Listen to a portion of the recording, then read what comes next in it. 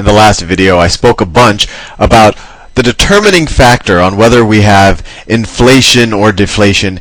It isn't so much the money supply, although the money supply will have an effect. It's really capacity utilization. Capacity utilization is driven by demand. And I made that distinction because, I gave that example of the island where you could have a very small money supply, for example, one seashell, but if the velocity is really high, then people are expressing that demand, and you'll have very high utilization of all of the capacity in the island, and you might have inflation, even though the money supply is one seashell. On the other hand, let's say we found a bunch of seashells, but everyone stops transacting, so the velocity were to slow down a bunch.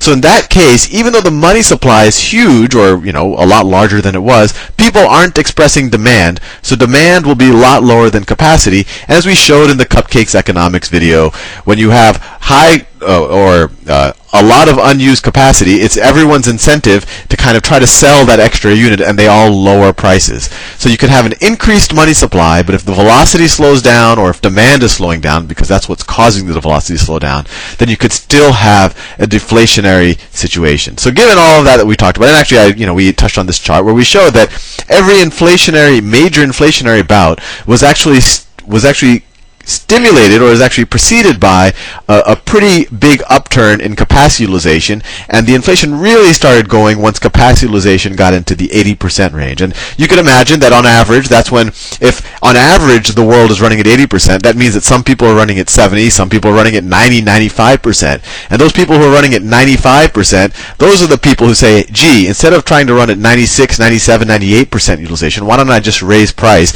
and not having to worry about producing that extra unit? And obviously their inputs go into other people's, their outputs go into other people's inputs, and then you get a generalized price inflation. Now with that said, and actually I want to make another point. In the early 70s, everyone always talks about the oil shock, right? In 1973, you had the Yom Kippur War, we resupplied Israel, and then you had all the OPEC countries that essentially stopped selling oil to the U.S. and a lot of other Western nations. And people say, oil prices shot through the roof, and that's what drove inflation, that supply shock.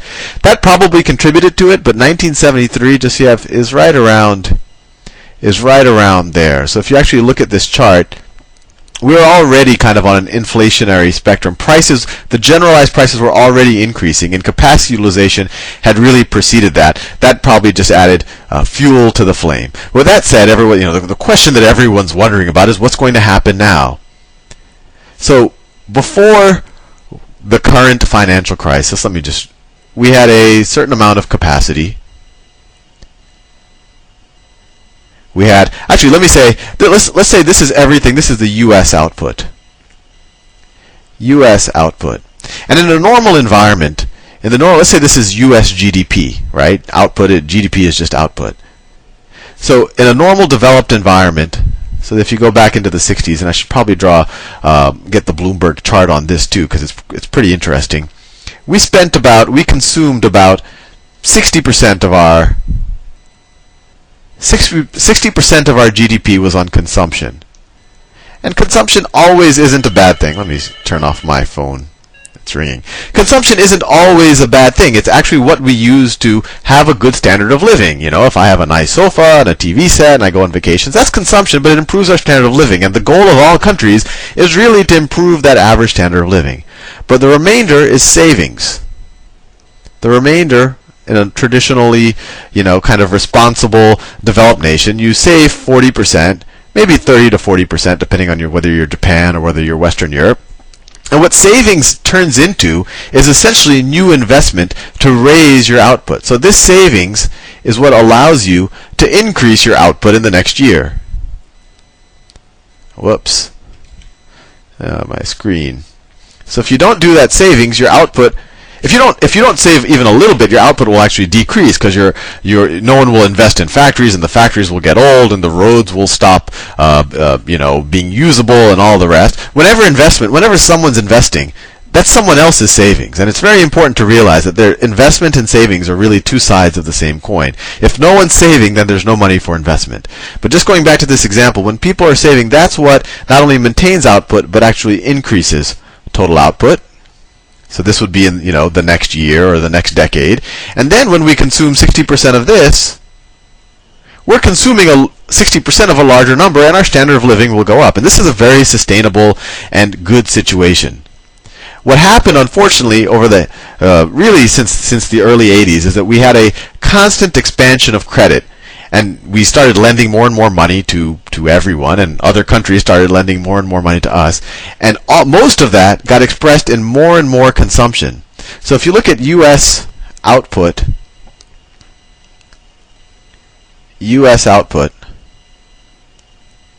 actually this is GDP. If you actually go to 2007, the average American, we consumed more than we produced. We had a negative savings. So if I were to draw that, it looks like this. In 2007, consumption was larger than our total output consumption. So the question is, how did this happen? Well, essentially, if let's put all, everyone talks about money and currencies. Essentially, we borrowed output from other people. When we borrow money from the Chinese, which we use to buy their goods, we're essentially just we're borrowing their output, right? We're borrowing their goods. And when we give them a dollar bill, that's a promise that in the future they could use that dollar bill to come back and use some of our output. But over the course of the last several decades, we were just borrowing other people's output, and we became net debtors. So when your consumption is actually larger than your output, you immediately start to realize that this isn't a sustainable situation for too long. And maybe we borrowed a little bit more money, and actually did turn out that way, that we borrowed some people's output even more to fuel some of our investment as well. It's not like no investment was going on for the last 20, 30 years. We had a lot of investment, but it was essentially the consumption and the investment was being financed by other people's output. And of course, when you have consumption kind of touching up against, you're fully utilized, that makes even more incentive to invest. So all of these people were willing to invest in the U.S. What happened now is you realize that a lot of the financing, or a lot of the debt that was being taken on, it was being facilitated by people's homes and home equity loans, but people really aren't good for it. And now all of a sudden, the banks have dried up, liquidity is gone, people can't borrow money, and you have a demand shock. So what you have is a situation where a considerable amount of this consumption, and actually a considerable amount of that investment that was being fueled by financing, disappears. Right? And now that we're in a global world, we really should think about global output, but it doesn't matter. We could talk about just U.S. output. But now that this demand has disappeared, if this is U.S. output, and let's say this is output that we were taking it from China or Japan or wherever else, and our consumption has now fallen down here.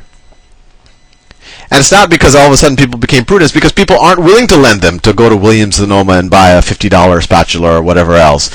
They just can't get another credit card loan or a home equity loan. So you have the situation now where you have low utilization. And this comes back in what we talked about in the last video. That when you have low utilization, it's everyone's incentive to lower prices. When you have a bunch of vacant houses, people lower rents. When the car factories are empty, people lower the price of car factories. When people are underutilized, wages go down. And this is you see this shock more recently right here. As we said in the last video, the orange line is U.S. capacity utilization, and it dropped from, let's see, that was about the 80% range. And if it had gone up here, I would have started getting worried about hyperinflation. But you see right around summer of 2007, it dropped off of a cliff, and it's down here someplace. And as you see a little bit later, inflation dropped. So that dynamic that we've been talking about, capacity utilization falling off because we essentially had a demand shock, and then that's led to a decrease in prices. So the question is, everything that the Treasury is doing, and the Fed is printing money, and Obama's spending $1 trillion in stimulus, is that going to lead to inflation? My answer is, just watch the capacity utilization numbers. And just so you know, the stimulus plan, the whole idea about it is they didn't want us, the government doesn't want us to enter into a deflationary spiral. So if consumption drops like this, we have all of this capacity, and prices go down. If prices go down a little bit, it doesn't affect people's behavior in aggregate. But if people start having an expectation that wages will go down, that prices will go down, then they all go into panic mode and they stop spending. Then utilization, let's say they stop spending. Then utilization goes down even more. then unemployment goes up even more, and this also makes fear go up even more. Unemployment going up and fear going up makes people stop spending even more, and this is that deflationary cycle that all the economists and all of the government officials are afraid of, and you saw that during the Great Depression right here. Let me draw a 0 point to show you where. So if this is 0, that is 0. Let me draw it further. That's the dividing line between inflation and deflation. And you see, we've had a couple of bouts of deflation, and they normally aren't good times in the world. This is the Great Depression right here. This is post-World War I, and the Great Depression actually lasted all the way until, see, we entered the war in the late 30s, so it's right about here to here.